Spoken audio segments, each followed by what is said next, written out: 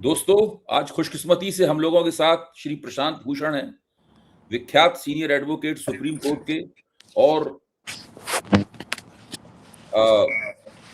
हम लोगों के सामाजिक और राजनीतिक जीवन के ऊपर उनकी टिप्पणियां बहुत बड़े पैमाने पर सराही जाती हैं। बहुत ईमानदारी, बहुत निष्ठा, बहुत बुलंद आवाज और विश्लेषणात्मक गहराई के साथ में। और खास बात यह है कि जो जन पक्षधरता होती है, वो अगर कहीं आप देखना चाहें तो आपको प्रशांत भूषण जी की शख्सियत में और उनकी बातों में दिखाई दिखाई पड़ेगी। स्वागत है आपका प्रशांत जी, नई परख के मंच पर। आज हम लोग पहली बार मिल रहे हैं इस उम्मीद के साथ कि हम लोग बार बार इस मंच पर आएंगे और आपके साथ चर्चा करेंगे। बहुत धन्यवाद। जैसे कि सोशल मीडिया की स्थिति होती है कि हम लोग खबरों के साथ बंधे हुए रहते हैं, तो मुझे तो लगता ये है कि अगर मैंने आपसे इस खबर को डिकोड करने के लिए नहीं पूछा, तो मैं उस अवसर का सदुपयोग नहीं कर पाऊंगा जो आपसे मुलाकात में मुझे मिला है। वो ये है कि भारत के दो सबसे बड़े उद्योगपतियों में से एक गौतम अदानी, जिनके ऊपर अमेरिका में फ्रॉड का मुकदमा चल रहा है, न्यूयॉर्क की ब्रुकलिन अदालत के अंदर उनके खिलाफ जूरी ने फैसला दे दिया है। और वो जूरी के फैसले के कारण वहां कटघरे में खड़े हुए हैं एक अभियुक्त की तरह। खबर मिली है कि गौतम अदानी को अमेरिका उस फ्रॉड के मुकदमे से मुक्त करने वाला है। क्यों मुक्त करने वाला है? क्योंकि उन्होंने डोनाल्ड ट्रंप के खास वकील को ले लिया है अपना मुकदमा लड़ने के लिए। उस वकील ने उनकी तरफ से एक प्ली यानी एक प्रस्ताव रखा है वहां पर कि 10 अरब डॉलर का अमेरिका में निवेश करेंगे, 15,000 रोजगार पैदा होंगे और ऐसा करने से उन्हें इस फ्रॉड के मुकदमे से मुक्ति प्राप्त हो जाएगी। मुझे तो अमेरिका के लीगल सिस्टम के बारे में कुछ पता नहीं है, आप इसके ऊपर प्रकाश डालेंगे कि ये काम उन्होंने कैसे किया। मुझे लगता है ऐसा करके गौतम अदानी ने एक तीर से 3 शिकार किए। पहला तो शिकार ये किया है कि इस फ्रॉड के मुकदमे से उन्हें छुटकारा मिल जाएगा। दूसरा शिकार ये किया है कि वो अमेरिका में एक उद्योगपति के तौर पर उनकी जो लीगलिटी और लेजिटमेसी थी, जो पूरी तरीके से खतरे में पड़ गई थी, वो उन्हें दोबारा हासिल हो जाएगी। और वो 10 अरब डॉलर का निवेश करके वहां से कुछ मुनाफा कमाने की भी जुगाड़ कर लेंगे। और जैसे ही वो ऐसा करेंगे, उन्हें अंतरराष्ट्रीय स्तर पर पूंजी की जुगाड़ करनी पड़ती है, जो क्योंकि इंफ्रास्ट्रक्चर के उद्योगपति हैं मुख्य तौर पर। कोई ब्रांड ऐसा उनका नहीं है, लेकिन बड़ी बड़ी जो इंफ्रास्ट्रक्चरल जो प्रोजेक्ट्स होते हैं वो चलाते हैं। उसके लिए उन्हें ग्लोबल स्तर पर पूंजी उगानी पड़ती है। और अमेरिका वाली घटना से उनकी वो हैसियत गिरती जा रही थी, वो हैसियत उन्हें दोबारा प्राप्त हो जाएगी। और भारत में उनके खिलाफ कोई आरोप है ही नहीं, भारत सरकार तो उन्हें लगातार बचाने में लगी हुई है। इसीलिए मोदी जी के तमाम आलोचक उनको मोदानी कहते हैं, मोदी प्लस अदानी। प्रशांत जी, इसके बारे में कुछ? देखिए, ना तो इनकी छवि वहां सुधरेगी, ना ही इनको ये निवेश जो कह रहे हैं 10 बिलियन डॉलर का निवेश करेंगे, उससे कोई खास फायदा होने वाला है। ये तो सीधा सीधा जेल से बचने की तरकीब है। और मुझे लगता है कि ये 10 अरब डॉलर की वजह से इनको नहीं छोड़ा जा रहा है। छोड़ा तो ट्रंप द्वारा जा रहा है, क्योंकि ट्रंप जो है वो डिपार्टमेंट ऑफ जस्टिस को कंट्रोल करते हैं। उन्हीं के अपॉइंटीज डिपार्टमेंट ऑफ जस्टिस, और डिपार्टमेंट ऑफ जस्टिस ने ये फैसला लिया है कि इनको इस आधार पर छोड़ दिया जाए। ये कवर बनाया गया है। देखिए, रियल रीजन ये है कि मोदी ने ट्रंप से डील करी है। और डील ये है कि देखो, तुम गौतम अडानी को छोड़ दो, हमारे दोस्त को छोड़ दो, और इसके एवज में हम तुम जो चाहोगे वो करेंगे। तुम अगर चाहते हो कि हम रूस से तेल ना खरीदें, हम नहीं खरीदेंगे। ईरान से कोई सौदा ना करें, हम नहीं करेंगे। अगर तुम जिस तरह की भी ट्रेड, हम तुम्हारे एग्रीकल्चरल प्रोडक्ट्स खरीदें, हम खरीदेंगे। उस पर कोई टैरिफ नहीं लगाएंगे, वगैरह वगैरह। तो इन्होंने तो पूरा अपने पूरे देश को गिरवी रखकर एक दोस्त को बचाने का काम किया है। यानी 10 अरब डॉलर के निवेश की जो बात कही जा रही है, वो दरअसल एक आवरण है केवल। बिल्कुल, बिल्कुल। ये है बिल्कुल बिल्कुल, ये एक कवर है, कवर है। असली मुद्दा यही है कि मोदी और ट्रंप की जो डील हुई है उसके तहत इनको छोड़ा जा रहा है। और डील यही है कि भाई तुम हमारी बात मानते रहो, जो हम चाहते हैं वो करते रहो, हिंदुस्तान में पूरा एग्रीकल्चरल प्रोडक्ट्स का निवेश होने दो, कोई उस पर टैरिफ मत लगाओ, हिंदुस्तान की इकोनॉमी चौपट होने दो, रूस से तेल मत खरीदो, ईरान से तेल मत खरीदो, यहाँ पर तेल का बाजार चौपट होने दो, बस एक दोस्त को बचाना है, अडानी को किसी तरह से बचाना है। इस तरह से इन्होंने पूरे देश को गिरवी रखकर अपने एक दोस्त को बचाने का काम किया है। इसमें मुझे जरा भी संदेह नहीं है कि ये सीधी डील मोदी और ट्रंप के बीच में हुई है। ये अडानी का ये जो प्ली बार्गेन जो कह रहे हैं कि भाई हम 10 अरब डॉलर दे देंगे, इसके अब एवज में आप हमको छोड़ दीजिए, दे देंगे नहीं, 10 अरब डॉलर का निवेश कर देंगे, ये सब इसका एक कवर है। तो ये अगर इस तरह का है कि केवल गौतम अडानी को बचाने के लिए हम लोग ईरान का सस्ता तेल नहीं खरीद रहे, रूस से जो तेल के भरे हुए जहाज आते भी हैं तो उनको भारत की तरफ से कह दिया जाता है कि आप जाइए, हम आपको हमें आपका तेल नहीं चाहिए। वेनेजुएला का महंगा तेल खरीद रहे हैं ये, और भी दूसरे महंगे तेल खरीद रहे हैं। और भारतीय अर्थव्यवस्था की स्थिति यह है कि खुद सरकार के ही आंकड़ों के मुताबिक इनका तेल का भंडार 10% पिछले दिनों कम हो गया है। अभी मैं प्रोफेसर अरुण कुमार के साथ चर्चा कर रहा था, उनका कहना है कि यह भी छिपाया जा रहा है। दरअसल तेल का भंडार बहुत ज्यादा कम हुआ है, तेल का भंडार इनके पास मुश्किल से 15 दिन के लिए रह गया है। तो प्रोफेसर अरुण कुमार को इस बात पे आश्चर्य था, जब तेल का भंडार इतना कम रह गया है तो ये रिलायंस और नायरा जो तेल का एक्सपोर्ट कर रहे हैं, लगातार निर्यात कर रहे हैं तेल का और बहुत बड़े पैमाने पर मुनाफा कमा रहे हैं, उसके निर्यात पर ये लोग प्रतिबंध क्यों नहीं लगाते? मैं स्थायी रूप से प्रतिबंध लगाने की बात नहीं कर रहा हूं, लेकिन अभी तेल में भारत में जो ऊर्जा सप्लाई का शॉक मिला है खाड़ी युद्ध के कारण, तो इनको चाहिए, अगर ये देश से प्रेम करते हैं, वास्तव में अपनी अर्थव्यवस्था को दुरुस्त करना चाहते हैं, तो इनको कम से कम इस एक्सपोर्ट के ऊपर तो रोक लगानी चाहिए थी। लेकिन अभी तक उन्होंने रोक लगाई नहीं और जनता से कह रहे हैं कि आप तेल ज्यादा इस्तेमाल मत कीजिए, ये नहीं कीजिए, वो नहीं कीजिए। इस तरह की तमाम लफाजी चल रही है, नाटक चल रहा है, और जहां पर सीधे सीधे तेल की बचत हो सकती है वो नहीं कर रहे। नहीं, बिल्कुल। देखिए, मोदी सरकार की और खासकर मोदी जी की एक खासियत है कि वो अपने को बचाने के लिए, देखिए, ये जो इन्होंने ट्रंप के सामने अपना सर झुका दिया है या उनके पैर पकड़ लिए हैं, ये सिर्फ अडानी की वजह से नहीं है।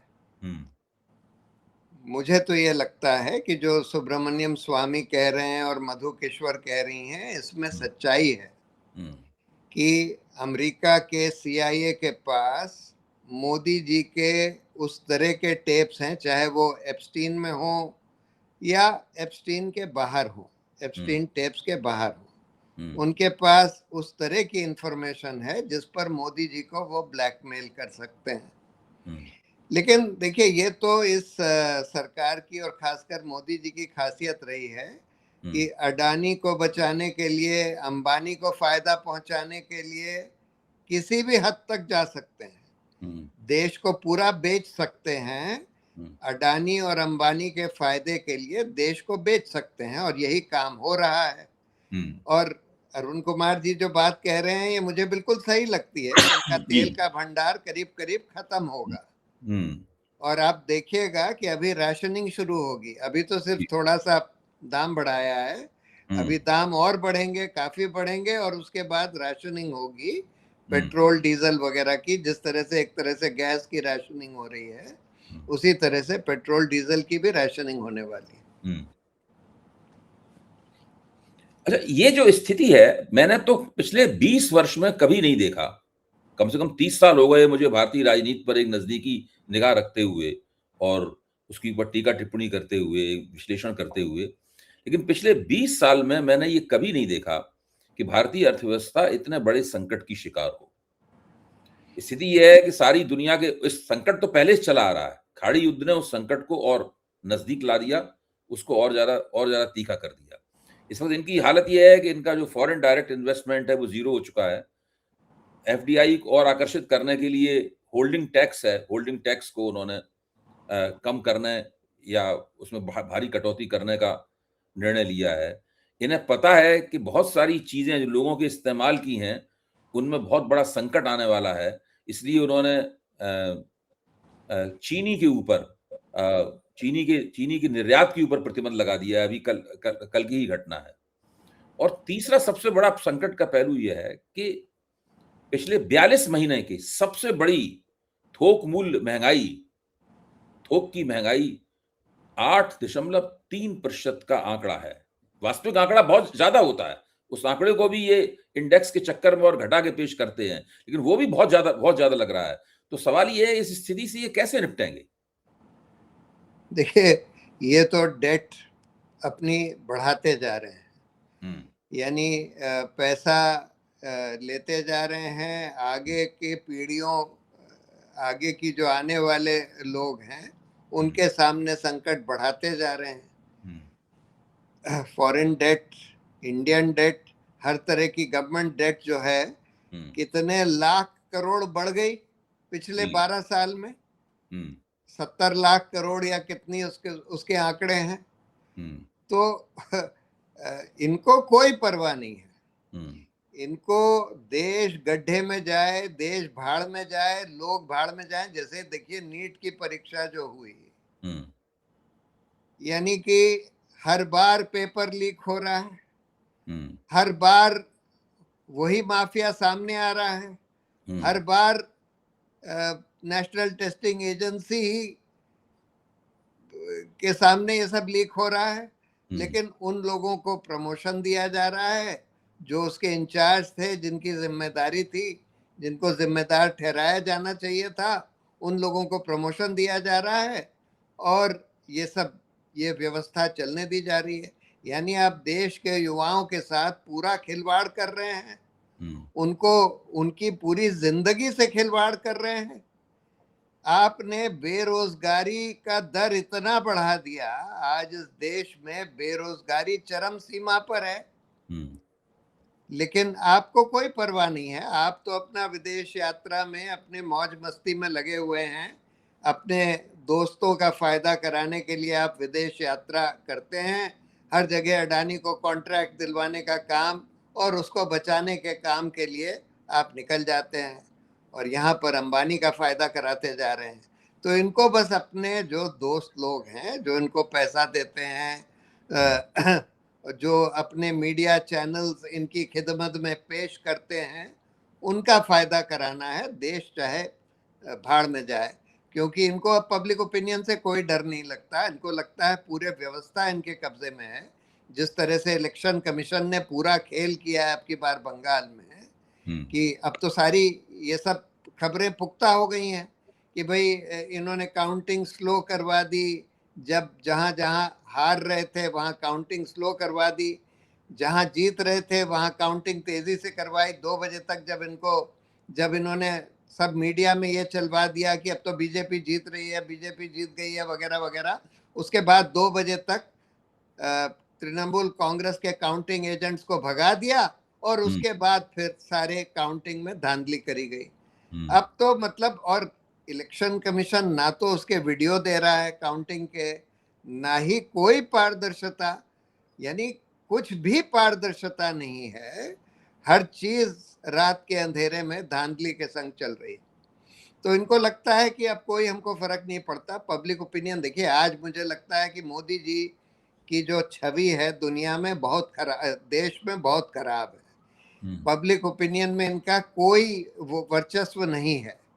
ये जो चुनाव जीत रहे हैं सिर्फ पूरी व्यवस्था पर काबिज बैठे हैं कि सुप्रीम कोर्ट भी कुछ नहीं करेगा, सारे सेंट्रल फोर्सेस इनका काम करेंगे, इलेक्शन कमीशन पूरी तरह से इनका तोता बना हुआ है, जो चाहते हैं वो करवा लेते हैं और सब फर्जी चल रहा है। अच्छा, ये एक आपने जो इलेक्शन कमीशन वाला जिक्र किया, मैं आपकी सारी बातों से सहमत हूँ। हम लोग इसी से मिलती जुलती इसी के इर्द गिर्द हम लोग भी अपने तर्क पेश करते हैं। लेकिन अभी सुप्रीम कोर्ट ने कुछ सवाल उठाया है कि सरकार कैसे अपनी मर्जी से चुनाव आयुक्त चुन सकती है? क्यों नहीं उसके अंदर मुख्य न्यायाधीश को होना चाहिए? क्यों नहीं एक निष्पक्ष पार्टी भी वहां पे होना चाहिए? ये तो आपको क्या सुप्रीम कोर्ट ने जो रुख अपनाया है, इस रुख में कोई ऐसी कोई दम लगती है जिससे वो चुनाव आयोग को चुनने का सरकार ने जो एक संदिग्ध विधि निकाली है, जिसके जरिए वो अपने प्यादों को चुनाव आयोग में बैठा देते हैं, इससे कोई फर्क पड़ेगा या सिर्फ ये ऑब्जर्वेशंस के लेवल पे ही, स्तर पे ही बात रह जाएगी, या वास्तव में कोई इससे अंतर पड़ेगा? देखिए, अभी तो ये ऑब्जर्वेशंस आए हैं। हाँ जी जी। और ये भी ऑब्जर्वेशन आया उनका कि क्यों ना इस केस को कॉन्स्टिट्यूशन बेंच को रेफर कर दिया जाए, यानी कि फिर कई साल तक टल जाएगा। अभी तो ऑलरेडी 2-2.5 साल टल गया है। जनवरी 2024 में ये पिटिशंस फाइल हुई थी जी। अब उनकी सुनवाई शुरू हुई है। दूसरी बात यह है कि अगर मान लीजिए ये इस कानून को रद्द भी कर देते हैं तो रियल टेस्ट तब आएगा। देखिए, कानून ये कहता है कि अगर कानून रद्द हो जाता है तो उस कानून के तहत जो कुछ हुआ हो वो सब भी रद्द हो जाएगा। यानी कि ज्ञानेश कुमार वगैरह का अपॉइंटमेंट जो हुआ है ये भी रद्द हो जाएगा। कानून ये कहता है। तो क्या ये रिट्रोस्पेक्टिवली हो सकता है क्या? नहीं, तो कानून ही कहता है कि जो भी काम उस अवैध कानून के तहत हुआ वो सब रद्द हो जाता है ऑटोमेटिकली, अनलेस कि सुप्रीम कोर्ट उसको सेव करे। तो मेन टेस्ट इसमें कोर्ट का तब आएगा कि क्या ये लोग फॉलो थ्रू करते हैं कि नहीं। देखिए, इस कानून को तो रद्द कर सकते हैं, शायद कर भी देंगे, लेकिन उसको फॉलो थ्रू करते हैं कि नहीं, ये बड़ा सवाल है। यानी कि उसके कॉन्सिक्वेंसेस जो हैं कि उसके तहत जिन लोगों का अपॉइंटमेंट हुआ वो भी रद्द हो जाएगा, ये करते हैं कि नहीं, ये रियल क्वेश्चन है। और दूसरा क्वेश्चन ये है कि ये कानून रद्द भी कर दिया, वो दूसरा कानून ले आएंगे, उसमें स्पीकर और वाइस प्रेसिडेंट को डाल देंगे। या मान लीजिए प्राइम मिनिस्टर, एलओपी और चीफ जस्टिस और स्पीकर और वाइस प्रेसिडेंट, फिर से उनकी मेजॉरिटी हो गई। स्पीकर और वाइस प्रेसिडेंट तो उन्हीं के आदमी हैं। तो इसलिए मेन टेस्ट ये होगा कि वेदर सुप्रीम कोर्ट नंबर 1 कानून अगर रद्द करती है तो उसके बाद इनके अपॉइंटमेंट रद्द करती है कि नहीं, और दूसरा कि ऐसा आदेश देती है कि नहीं जिससे सिर्फ उनके मंत्री ही नहीं, मतलब लॉ ये है कि डोमिनेंट पावर सरकार के हाथ में नहीं होनी चाहिए अपॉइंटमेंट्स की।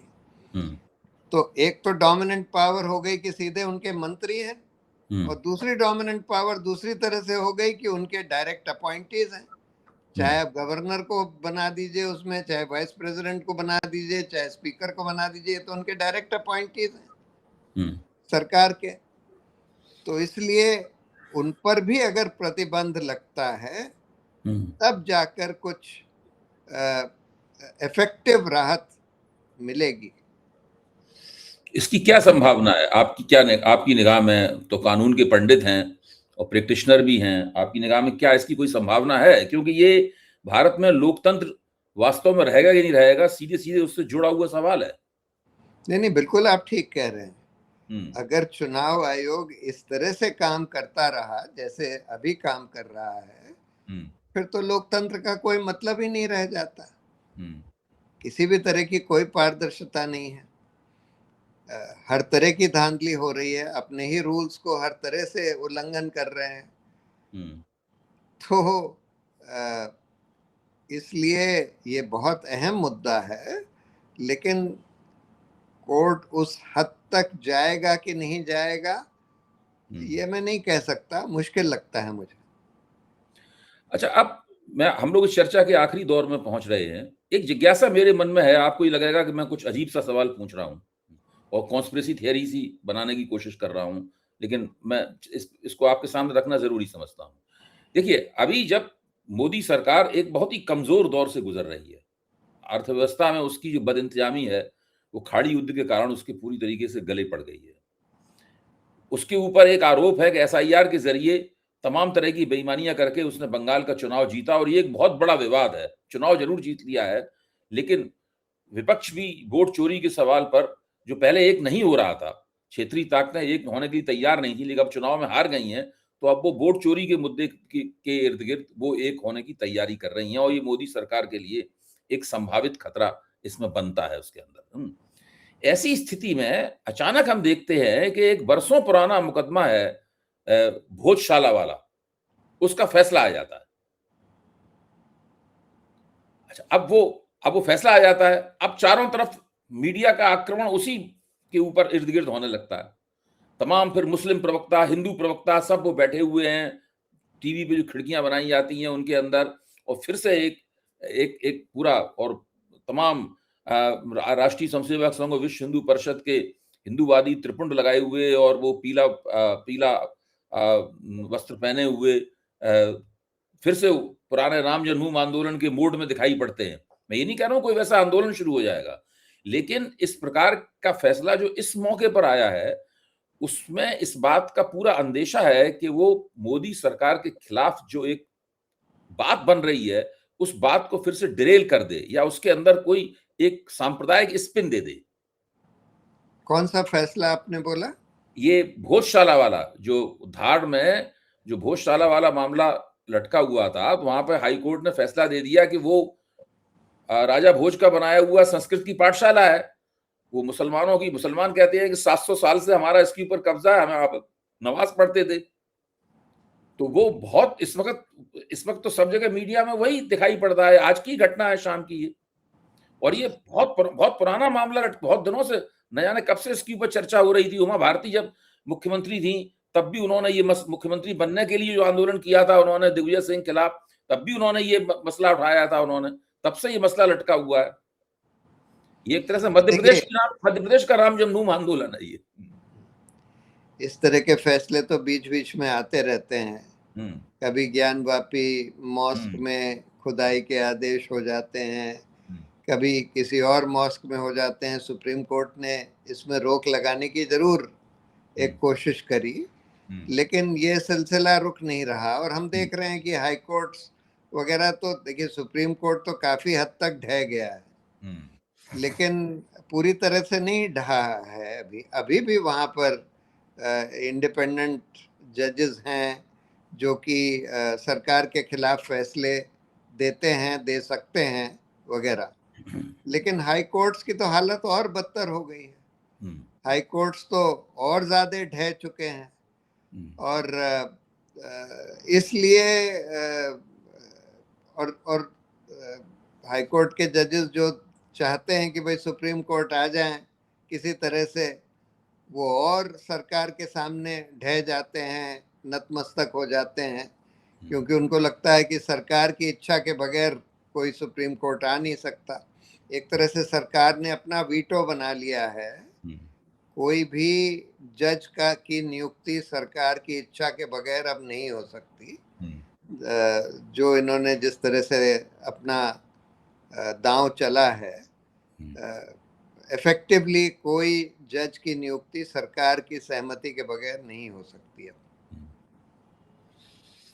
तो इस स्थिति में मुझे कभी-कभी लगता है कि शायद इसके पीछे भी कोई योजना है। इस प्रकार के फैसले ऐसे समय पे आना जो है, क्या इसके पीछे कोई योजना होती है? क्या इसके पीछे सरकार की गोटी लाल करने के लिए इस तरह के फैसले अचानक दे दिए जाते हैं, या क्या? ये मुझे पता नहीं है। आप इसके बारे में ज्यादा प्रकाश डाल सकते हैं कि ये ऐसा होता है या नहीं होता है? देखिए, बहुत सारे फैसले जो न्यायपालिका से होते हैं, चाहे हाई कोर्ट से चाहे सुप्रीम कोर्ट से, सरकार के इच्छा के अनुसार या सरकार के दबाव में होते हैं, इसमें कोई शक नहीं है। तो अब ये भोजशाला वाला जो मामला है, सरकार के दबाव में किया गया है। अगर ऐसा हुआ तो मुझे कोई आश्चर्य नहीं होगा। जिस तरह से आज न्यायपालिका की फंक्शनिंग हो गई है, उसमें कोई भी फैसला, बहुत सारे फैसले इस तरह से आ रहे हैं जो सरकार चाहती है, थोड़े बहुत सरकार के चाहने के विपरीत भी आ जाते हैं, लेकिन वो कम होते हैं। ज्यादातर हम यही देख रहे हैं कि जो सरकार चाहती है वो न्यायपालिका से करवाने में अब सक्षम हो गई। जब नई-नई मोदी जी की सरकार बनी थी, तो उनके एक वरिष्ठ मंत्री से मेरी मुलाकात हुई और मुलाकात में काफ़ी देर उनसे बातचीत हुई। उन दिनों थोड़ा-सा इतना आत्मविश्वास नहीं था इन लोगों में क्योंकि सरकार बने हुए कुछ ही दिन हुए थे। तो उनका कहना ये था, बातचीत में उन्होंने ये कह दिया कि हम जो चाहते हैं, जज वही फैसला देते हैं। तो मैंने कहा ऐसे कई फैसले होते हैं जो आपके खिलाफ भी जाते हैं। तो उन्होंने कहा उनमें हमारी दिलचस्पी कम होती है। हाँ, ये बात सही है कि हुँ, देखिए छोटे-मोटे फैसले सरकार के खिलाफ हो जाते हैं, हुँ, लेकिन अब जो बड़े फैसले हैं, जो हैं अहम हैं, हुँ, जिसमें सरकार का बहुत ज़ोर है, हुँ। ज़ोर लगा हुआ है, वो फैसले सरकार के खिलाफ होना अब करीब-करीब देखने को नहीं मिलता। अब एक फैसला ऐसा था, ऐसे इलेक्टोरल बॉन्ड का, जब भी मैं ये तर्क देता हूँ अपने मित्रों को, तो कहते हैं, "नहीं, नहीं, देखिए साहब, सुप्रीम कोर्ट ने इलेक्टोरल बॉन्ड का फैसला किया और वो तो सरकार के खिलाफ चला गया।" तो ये फैसला हुआ इस हालाँकि ये बात सही है कि इलेक्टोरल बॉन्ड का फैसला उन्होंने इलेक्टोरल बॉन्ड खारिज ज़रूर कर दिए, उन्हें गैर कानूनी, असंवैधानिक करार दे दिया। लेकिन उन बॉन्ड्स के ज़रिए जो भी धन समेटा गया था, सबसे ज़्यादा भाजपा के खाते में गया था, उस धन को तो उन्होंने अवैध घोषित नहीं किया। उस धन की वापसी की तो बात नहीं की गई। वो तो उन लोगों के पास ही रह गया। अवैध तरीके से जो धन प्राप्त किया गया असंवैधानिक तरीके से, उसको तरीका असंवैधानिक घोषित कर दिया, लेकिन उस धन को असंवैधानिक घोषित नहीं किया। तो ये जो तरीका है फैसला देने का इससे तो कुल मिला के जो फैसला सरकार के खिलाफ लग रहा है, वो उस फैसले में भी सरकार को बचा लिया जाता है। देखिए, उसमें तो और भी भयंकर चीज़ हुई थी। हम लोगों ने पिटीशन फाइल करी उसके जी। बाद हुँ, कि अब जो पारदर्शिता हुई है और जो ये पता लगा है कि किसने इलेक्टोरल बॉन्ड्स खरीदे और किस पार्टी को दिए, उससे साफ ज़ाहिर है कि ये इलेक्टोरल बॉन्ड ज़्यादातर घूस के तहत दिए गए हैं। हुँ, उन कंपनियों ने दिए जो कॉन्ट्रैक्ट ले रही थी, जिनको कॉन्ट्रैक्ट मिल रहे थे, उन पार्टियों को दिए जिनकी सरकारें कॉन्ट्रैक्ट दे रही थी। हुँ, उन कंपनियों ने दिए जिनके ऊपर सीबीआई और ईडी लगी हुई थी हुँ, और इलेक्टोरल बॉन्ड भाजपा को देने के बाद सीबीआई और ईडी का शिकंजा छोड़ दिया गया। हुँ, उन कंपनियों ने दिए जिनके जो ड्रग कंपनीज थी, दवाई बनाने वाली, जिनकी सब स्टैंडर्ड ड्रग्स पर एक्शन हो रहा था, और उसके बाद जब इन्होंने इलेक्टोरल बॉन्ड्स भाजपा को दे दिए तो ड्रग कंट्रोलर ने अपने हाथ खींच लिए। हुँ, तो ये तो सीधा-सीधा घूसखोरी और अपराध का मामला था। हुँ, हमने बोला कि इसमें एसआईटी बनाकर जांच करवाइए और इनको दंडित करिए। ये तो हुँ, साफ दिख रहा है कि ये घूस के तौर पर दिए गए हैं, लेकिन वो भी नहीं करवाया गया। और यही बात हम ये कह रहे हैं ना कि अगर ये इलेक्शन कमिश्नर का कानून रद्द भी कर दें, हुँ, उसके बाद अगर इन लोगों का अपॉइंटमेंट स्ट्राइक डाउन नहीं करते, हुँ, जो कि कायदे से करना चाहिए। हुँ, कानून यही कहता है कि हुँ, जब कोई कानून अवैध डिक्लेयर किया जाता है तो उस कानून के तहत जो भी काम हुआ होता है हुँ, वो भी अवैध हो जाता है, अनलेस कि कोर्ट उसको सेव करे हुँ, अपने 142 आर्टिकल 142 के जुरिस्डिक्शन में। सुप्रीम कोर्ट अवैध काम जो हुए हैं अवैध कानून के तहत उसको सेव कर सकता है। हुँ, लेकिन यही तो रियल टेस्ट है हुँ, कि अगर आप सिर्फ कानून को, वो तो फिर से वैसे ही कानून ले आएंगे, उससे ठीक कोई बात। बड़ी बात नहीं होएगी। ठीक।